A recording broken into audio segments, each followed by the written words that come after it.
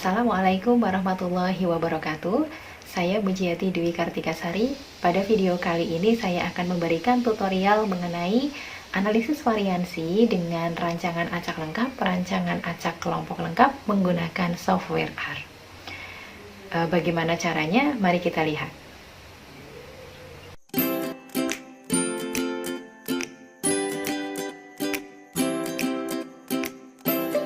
Sebelum membahas tentang tutorial, kita akan membahas terlebih dahulu tentang percobaan. Terdapat 3 langkah dalam percobaan. Yang pertama adalah planning. Pada planning, kita dapat mulai dengan pertanyaan terkait dengan apa populasi penelitian, apa variabel responnya, apa variabel independennya yang mungkin dapat menjelaskan variabel respon. Kemudian yang kedua adalah desain. Pertanyaan pada desain sebenarnya mengikuti pertanyaan-pertanyaan pada planning. Dalam memilih desain dibutuhkan pengetahuan yang cukup. Jika kita ingin mengetahui adanya pengaruh interaksi terhadap variabel respon dari variabel independen yang kita punyai, maka kita gunakan percobaan faktorial. Namun, jika variabel dependennya membutuhkan suatu jawaban ya atau tidak, maka kita dapat menggunakan regresi logistik pada analisis. Terdapat 3 prinsip utama percobaan yang menjadi syarat agar percobaan menjadi ideal. Ketiga hal ini dilakukan untuk menilai variabilitas di seluruh populasi penelitian, yang berarti kita ingin menjelaskan variasi respon dengan variabel independen yang berbeda. Agar bias percobaan rendah, maka kita membutuhkan pengacakan, pengulangan, dan pengendalian lokal. Pada pengacakan atau randomization, penentuan berbagai macam keadaan atau perlakuan dilakukan secara acak. Pengulangan atau replication, setiap macam keadaan atau perlakuan dicoba lebih dari 1 kali. Kemudian untuk pengendalian lokal atau lokal control, yaitu untuk mengontrol variabel independen pada variabel respon dengan membandingkan beberapa perlakuan. Satuan percobaan diusahakan seragam, jika tidak dapat dilakukan pengelompokan atau blocking. Mari kita lanjutkan pada rancangan acak lengkap. Rancangan acak lengkap atau disingkat RAL merupakan rancangan yang paling sederhana dan merupakan dasar dari rancangan yang lainnya. Pada RAL, perlakuan diacak pada seluruh unit percobaan. Seluruh unit percobaan mempunyai peluang yang sama besar untuk menerima perlakuan. Unit percobaan yang digunakan pada RAL relatif homogen. Berikut merupakan contoh kasus untuk rancangan acak lengkap. Seorang engineer tertarik untuk menentukan apakah daya RF berpengaruh terhadap edge rate, dan dia telah melakukan percobaan menggunakan rancangan acak lengkap dengan 4 tingkat daya RF dan 5 ulangan. Berikut merupakan data yang digunakan untuk analisis rancangan acak lengkap. Di sini kita akan menggunakan analisis variansi dengan H0-nya mu1 sama dengan mu2 sama dengan mu3 sama dengan mu4 yang berlawanan dengan H1, yaitu terdapat rata-rata dari daya RF yang signifikan berbeda secara statistik. Baik, mari kita analisis rancangan acak lengkap menggunakan data ini dengan software R. Baik, yang pertama kita lakukan adalah menuliskan datanya terlebih dahulu. Di sini untuk data kita namakan ya objeknya sebagai rate. Kemudian untuk penulisan datanya yaitu per masing-masing perlakuan. 575, 542, 530, 539, 570 sampai dengan pada perlakuan yang terakhir yaitu 725, 700, 715, 685, dan 710. Kemudian setelah datanya kita tuliskan, setelah itu kita mendefinisikan faktornya atau perlakuan yang ada pada rancangan acak lengkap ini. Ya, untuk perlakuannya mari kita namakan objeknya dengan RF ya. Di mana saya akan generate perlakuan tersebut dengan perintah GL ya. Jadi GL itu digunakan untuk melakukan generate faktor ya. Kemudian berapa jumlah perlakuan yang ada pada analisis ya. Kita ketahui bahwa perlakuannya ada sebanyak 4. Kemudian setelah itu berapa banyak ulangan dalam analisis, yaitu ulangannya ada sebanyak 5. Sehingga unit percobaan yang kita butuhkan ada 20.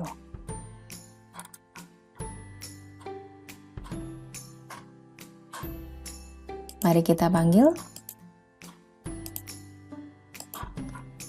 Nah, kemudian setelah itu kita namakan perlakuan yang sudah kita tuliskan dengan perintah levels RF ya. Kita definisikan satu persatu untuk masing-masing perlakuannya adalah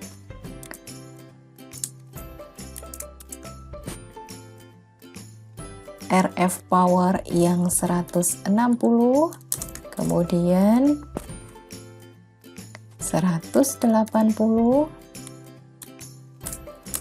kemudian 200 dan 220.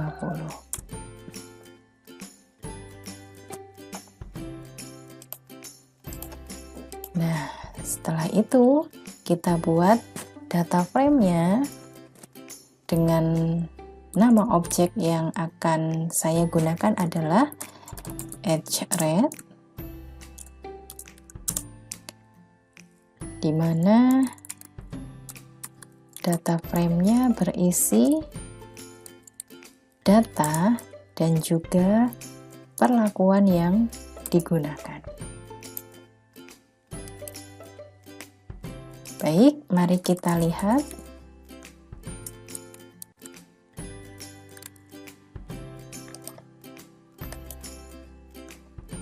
Nah, ini adalah data yang sudah kita punyai dan kita buat dalam suatu data frame. Kita cocokkan apakah sesuai 575 dengan levels RF 160, 542 160, 530 160, 539 160, dan 570 160.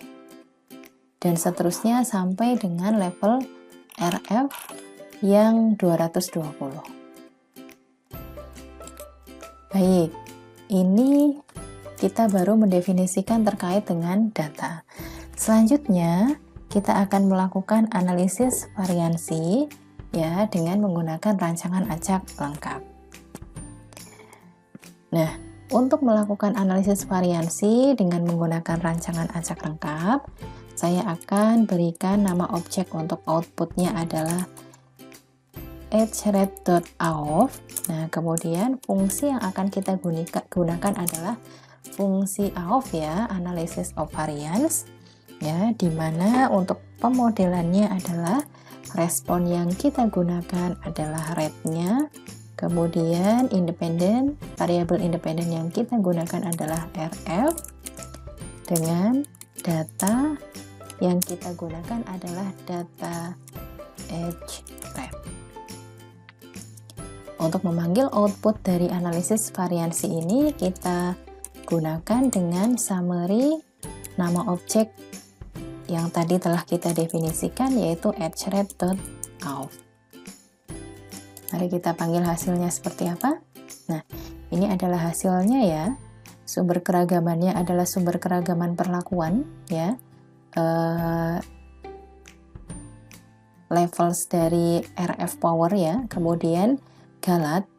Di sini ada derajat bebas ya, derajat bebas untuk perlakuan sebanyak 3 dan derajat bebas untuk galatnya sebesar 16. Kemudian kolom selanjutnya adalah jumlah kuadrat perlakuan dan jumlah kuadrat galat. Kemudian selanjutnya ini adalah kuadrat tengah perlakuan, kuadrat tengah galat, dan hasil statistik uji yang kita peroleh adalah nilai F hitung sebesar 66,8 ya. dengan p-value yang didapatkan adalah 2,88 kali 10 pangkat min 9. Ya, ini adalah hasil dari analisis variansi menggunakan rancangan acak lengkap, menggunakan software R ya. Kemudian kesimpulan yang kita dapatkan seperti apa? Mari kita perhatikan pada tampilan berikut. Baik, ini adalah penyelesaian studi kasus untuk rancangan acak lengkap ya, dengan dugaan penetapan power RF itu nanti akan berpengaruh terhadap edge rate ya. Hipotesis yang digunakan adalah H0 μ1 sama dengan μ2 sama dengan μ3 sama dengan μ4. Kemudian hipotesis alternatifnya atau H1-nya itu adalah H1, yaitu terdapat beberapa rata-rata level dari RF power berbeda signifikan secara statistik. Kemudian taraf signifikansi yang kita gunakan adalah alfa 0,05.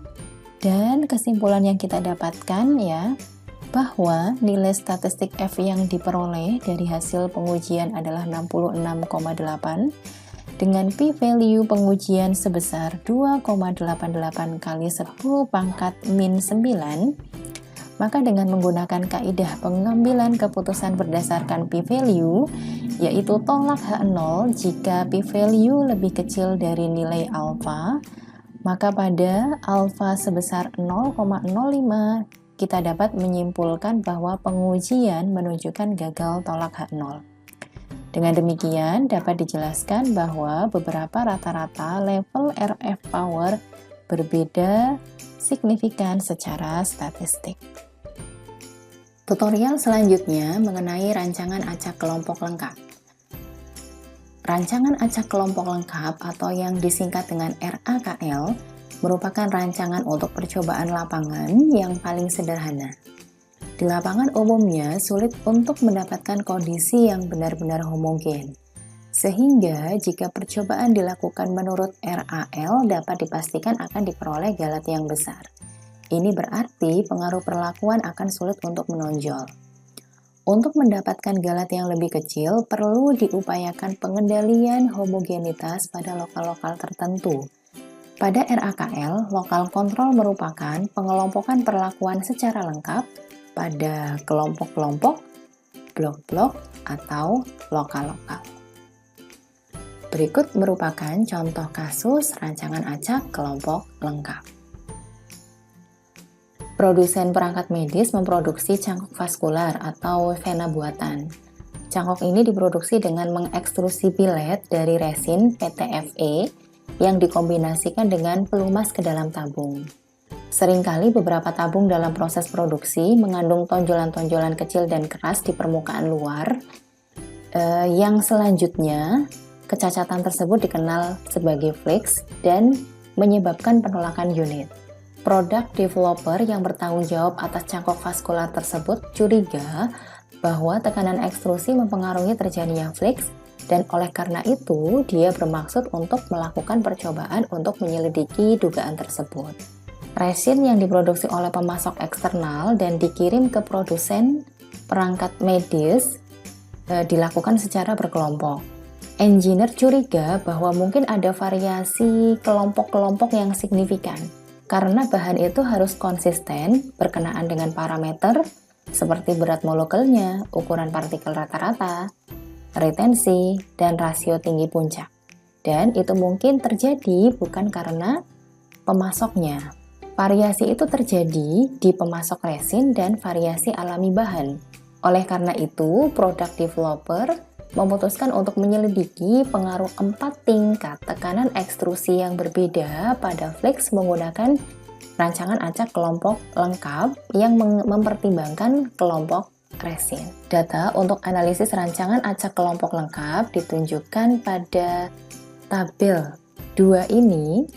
Kita perhatikan bahwa ada 4 tingkat tekanan ekstrusi ya, yang di sini sebagai suatu perlakuan dan 6 kumpulan resin dan 6 kelompok resin.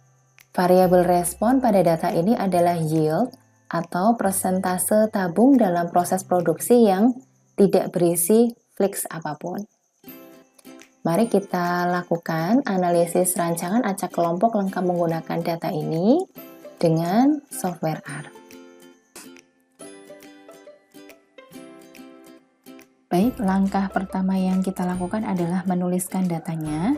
Penulisan data per perlakuan ya, 90,3, 89,2, 98,2, 93,9, 87,4, 97,9, dan seterusnya.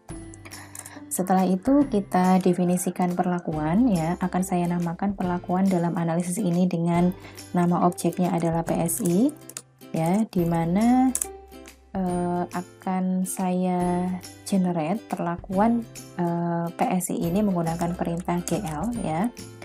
Banyaknya perlakuan ada 4, kemudian ulangan dalam kelompok ya, yaitu sebanyak 6 kelompok, kemudian unit percobaan yang akan kita gunakan adalah 4 kali 6, 24. Kemudian akan saya namakan masing-masing perlakuan ya dengan namanya masing-masing, yaitu 8500, 8700, 8900, dan 9100. Baik, mari kita panggil ya. Nah, karena ini adalah rancangan acak kelompok lengkap, maka tidak hanya perlakuan saja yang berpengaruh terhadap respon, tetapi kelompok juga bisa jadi berpengaruh terhadap respon yang kita amati ya. Di sini mari kita definisikan untuk kelompoknya ya, akan saya namakan objeknya dengan blocks. Kita perhatikan bahwa tadi kita sudah mendefinisikan 4 perlakuan ya, perlakuan 1, perlakuan 2, perlakuan 3, perlakuan 4 ya. Untuk masing-masing perlakuan nanti 90,3 itu berada pada kelompok 1, 89,2 berada pada kelompok 2, 98,2 berada pada kelompok 3, sampai 97,9 ada pada kelompok ke-6. Sehingga generate kelompok menggunakan perintah GL ya, kita definisikan ada 6 kelompok dalam analisis ya, dan setiap 6 kelompok itu ada pada satu perlakuan yang sama. Jadi 6, 1, dan 1 dan unit percobaan yang digunakan adalah 24. Nah, seperti ini. Mari kita buat data frame-nya ya, dengan nama objeknya adalah PassGraph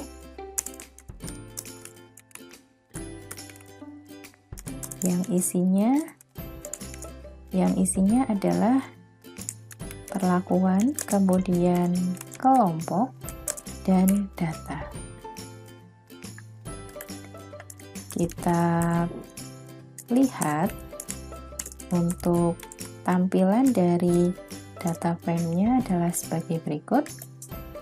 Ya, kita cocokkan dengan data yang kita punyai, 8500 ya untuk perlakuan PSI yang pertama, kelompok pertama nilainya adalah 90,3 dan seterusnya sampai dengan perlakuan yang terakhir yaitu PSI 9100 kelompok 6, datanya adalah 90,7. Baik, ini adalah definisi terkait dengan data ya, identifikasi terkait dengan data. Setelah itu kita akan melakukan analisis variansi dengan rancangan acak kelompok lengkap ya. Saya akan namakan outputnya nanti dengan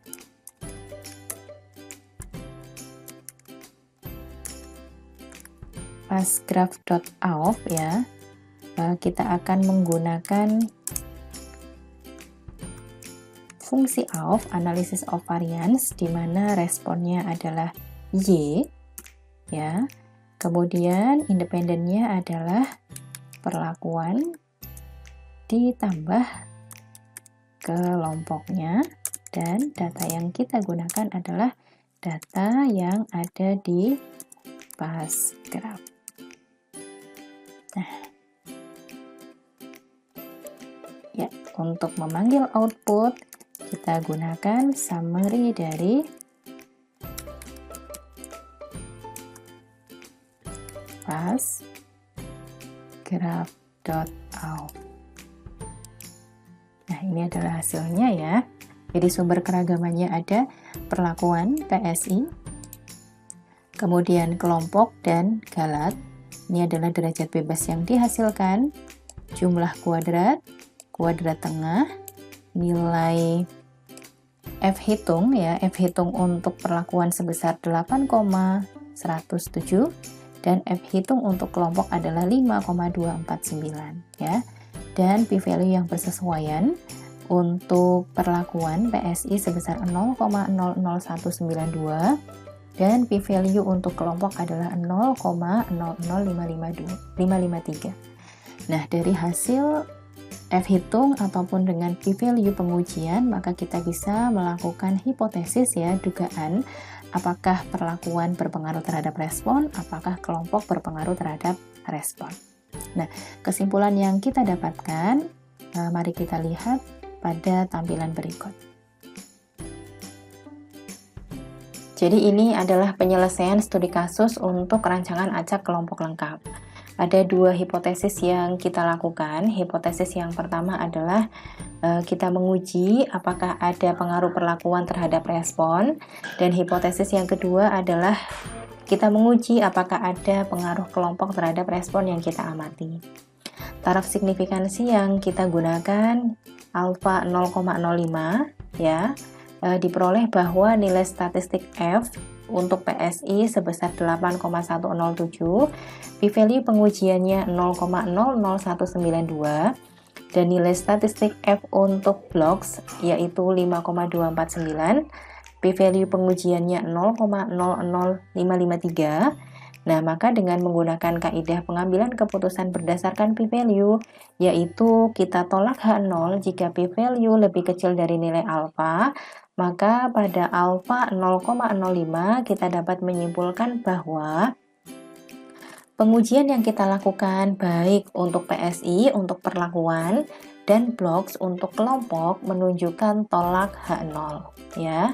Jadi dengan demikian kita bisa menyimpulkan bahwa baik perlakuan maupun kelompok ya berpengaruh terhadap respon yang kita amati. Baik, terima kasih telah menyaksikan video ini. Semoga bisa diambil manfaatnya. Kita berjumpa lagi pada video-video selanjutnya. Assalamualaikum warahmatullahi wabarakatuh.